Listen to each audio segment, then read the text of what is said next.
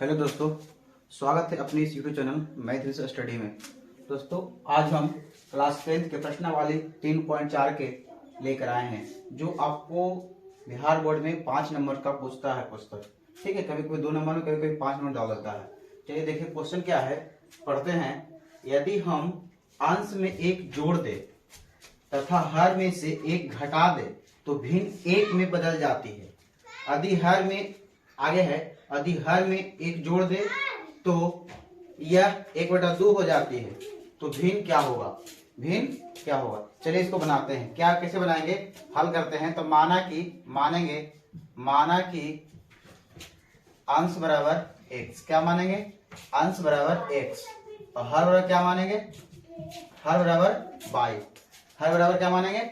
y। तो भिन्न बराबर क्या होता है? भिन्न बराबर होता है अंश बटा हर। भिन्न बराबर क्या होता है? भिन्न बराबर क्या होता है? अंश बटा हर। क्या होता है?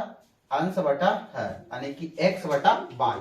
तो बोल रहा है, देखिएगा प्रश्न में बोल रहा है कि यदि अंश में 1 जोड़ दिया जाए, यानी कि अंश में 1 जोड़ देंगे, 1 जोड़ दिए और हर में से 1 घटा देंगे।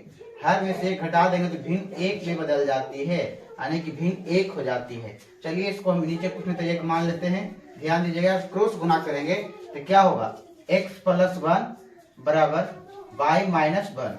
हम y को इधर ले आएंगे और 1 को उधर भेज देंगे, तो हो जाएगा x - y = -1। इधर जाके उधर जाएगा तो -1, यानी कि x - y हो जाएगा -2, जो कि मानेंगे समीकरण 1। समीकरण 1 मानेंगे। आगे देखिएगा, आगे फिर से आगे पढ़ेंगे। यदि हर में 1 जोड़ दिया जाए, फिर क्या बोल रहा है? फिर बोल रहा है कि भिन्न क्या होता है? x बटा y, यानी कि अंश बटा हर लिखेंगे। x बटा y अंश बटा हर। तो फिर बोल रहा है कि यदि हर में 1 जोड़ दिया जाए, तो हर कौन होता है? नीचे वाला। हर में 1 जोड़ दिया जाए तो भिन्न 1/2 में बदल जाती है, यानी कि भिन्न 1/2 हो जाती है। तो भिन्न क्या होगा? तो भिन्न के देखिए, यहाँ से क्रॉस गुना करेंगे, क्रॉस मल्टीप्लिकेशन करेंगे तो हो जाएगा 2x बराबर y + 1। क्या होगा? 2x बराबर y + 1। यहाँ देखिएगा तो 2x इधर आएगा, y हो जाएगा माइनस = 1, यानी कि समीकरण 2। समीकरण 2। अब समीकरण 1 और 2 यहाँ है। ठीक है, समीकरण 1 और 2 यहाँ है।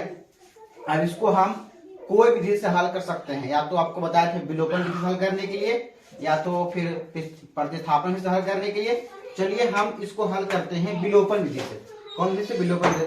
विलोपन विधि में ध्यान दीजिएगा, हम इसमें y को काट रहे हैं कि y को हम गायब कर रहे हैं। y को जब निगलेक्ट करेंगे तो x का मान आएगा, और x को निगलेक्ट करेंगे तो y का मान आएगा। तो हमने देखा कि हम y को निगलेक्ट कर रहे हैं, तो देखेंगे यहाँ -y है, यहाँ -y है, यानी कि दोनों को चिन्ह सेम है। दोनों को चिन्ह सेम है तो क्या करेंगे? समीकरण को जोड़ेंगे, घटाएंगे। हम बोलेंगे समीकरण को घटाएंगे। क्या करेंगे? घटाएंगे।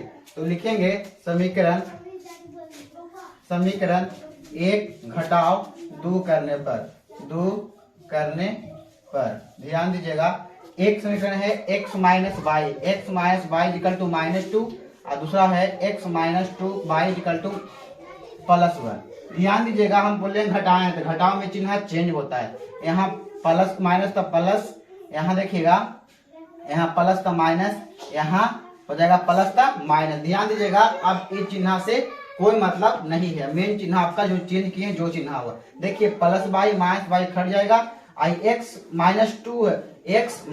2x है तो घटेगा, क्या जाएगा? -x आएगा। ध्यान दीजिएगा, -1 और -2 हो जाएगा -3। माइनस मतलब बराबर है, तो कटेगा x = 3 आएगा।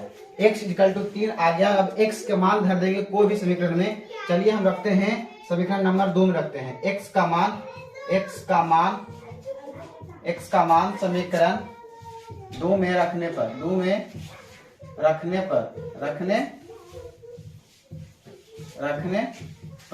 चल रखते हैं। समीकरण नंबर 2 है x - y = 1।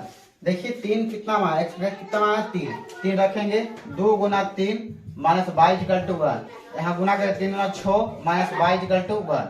देखिएगा, हम y को उधर भेज देंगे, 1 को इधर ले आएंगे। 6 - 1 बराबर y, यानी कि y कितना आ जाएगा? 5। y बराबर कितना आ गया? 5। अब भिन्न बराबर क्या होगा? भिन्न बराबर हो जाएगा, भिन्न बराबर अंश बटा हर, यानी कि x बटा y। x का मान कितना आया? 3। x का मान कितना आया? 3। और y का मान कितना आया? 5। भिन्न बराबर हो जाएगा 3/5, 3/5 आपका ये फाइनली आंसर हो गया। ठीक है,